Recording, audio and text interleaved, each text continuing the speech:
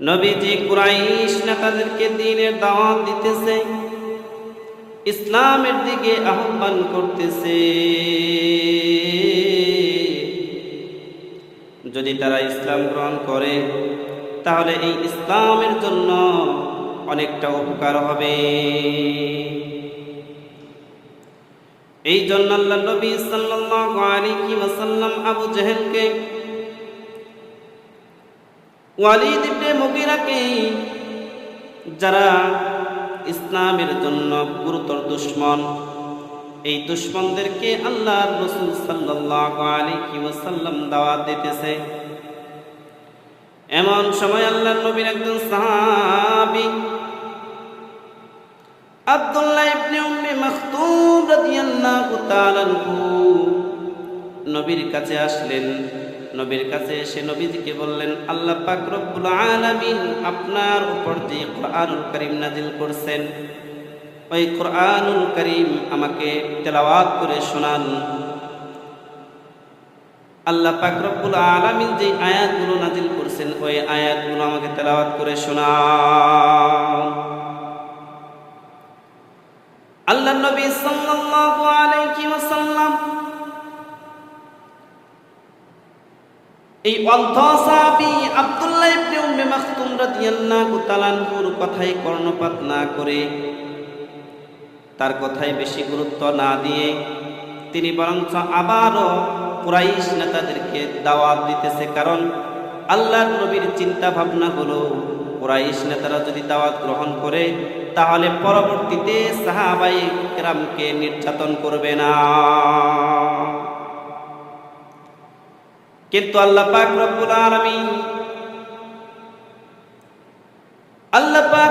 আলামিন নবীকে তিরস্কার করে আল্লাহ পাক রব্বুল আলামিন এই আব্দুল্লাহ ইবনে উম্মে মাকতুমকে উদ্দেশ্য করে 16টি আয়াতে কারিমা নাজিল করে দিলেন। 16টি আয়াতে কারিমা আল্লাহ পাক রব্বুল আলামিন আব্দুল্লাহ ইবনে উম্মে মাকতুমকে উদ্দেশ্য করে আল্লাহর নবীর উপর নাজিল করলেন। যে আল্লাহ পাক রব্বুল আলামিন বললেন, আবাসা ওয়া তাওয়াল্লা,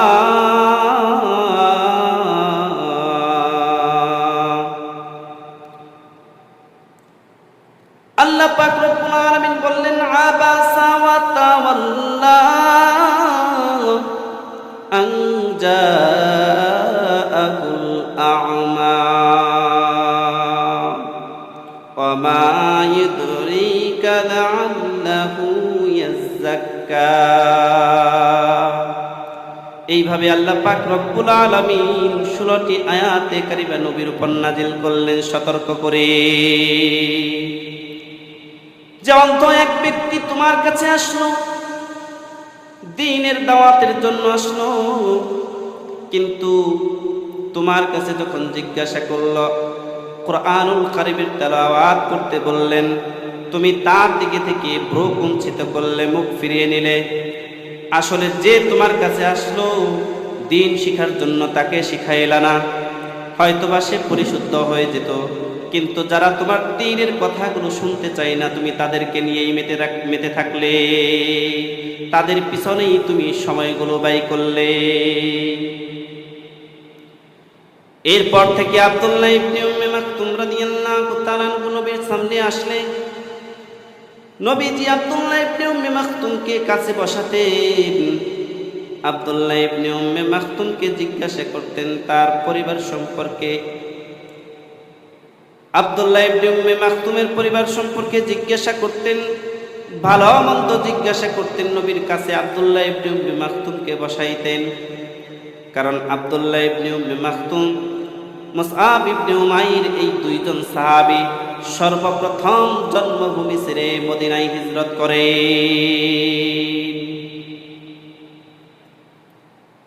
আব্দুল্লাহ ইবনে উম্মে মাকতুম এবং মুসআব ইবনে উমাইর মদিনায় হিজরত করে ইসলামের দাওয়াত দেন, কোরআন শিক্ষা দেন, মানুষদেরকে ইসলামের দিকে আসার আহ্বান করতে থাকেন। কিন্তু আব্দুল্লাহ ইবনে উম্মে মাকতুম জন্ম থেকেই অন্ধ ছিলেন। আল্লাহ পাক রব্বুল আলামিন তার উপর 16টি আয়াত, তার উদ্দেশ্য করে 16টি আয়াতে কারিমা নাজিল করলেন। তবে এই 16টি আয়াতে কারিমা কতদিন পর্যন্ত এই তেলাওয়াত চলবে? যতদিন পর্যন্ত এই পৃথিবী থাকবে ততদিন পর্যন্ত এই কোরআনের তেলাওয়াতগুলো চলতেই থাকবে। সুবহানাল্লাহ। আব্দুল্লাহ ইবনে উম্মে মাকতুম রাদিয়াল্লাহু তাআলা আনহু এবং বেলাল রাদিয়াল্লাহু তাআলা আনহুকে আল্লাহর নবী মদিনার মুয়াজ্জিন হিসেবে নিযুক্ত করে দিলেন।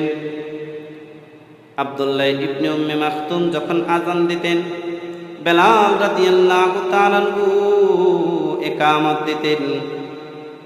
আর বেলাল রাদিয়াল্লাহু তাআলা আনহু আযান দিলে আব্দুল্লাহ ইবনে উম্মে মাকতুম রাদিয়াল্লাহু তাআলা আনহু ইকামত দিতেন। কিন্তু রমজান মাস আসলেই দুইজনের বিষয় ভিন্ন হয়ে যেত। বেলাল রাদিয়াল্লাহু তাআলা আনহু রাতে যখন আযান দিতেন তখন বেলাল রাদিয়াল্লাহু তাআলা আনহুর আযান শুনে মানুষগুলো সাহারি খেতেন। আর আব্দুল্লাহ ইবনে উম্মে মাকতুম রাদিয়াল্লাহু তাআলা আনহু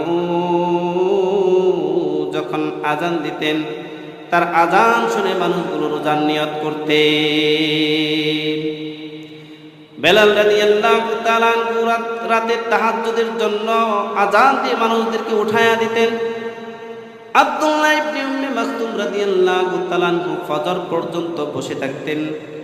এই বিষয়ের মধ্যে তিনি কোনো ভুল করতেন না। আল্লাহ পাকের কাছে নবীর এই সাহাবীরা অত্যন্ত মর্যাদাপূর্ণ হয়ে গেলেন। নবীর আদর্শকে মেনে আল্লাহর ইবাদত বন্দেগী করেন। সেই জন্য আল্লাহ পাক রব্বুল আলামিন আমাদের সকলকে কোরআন এবং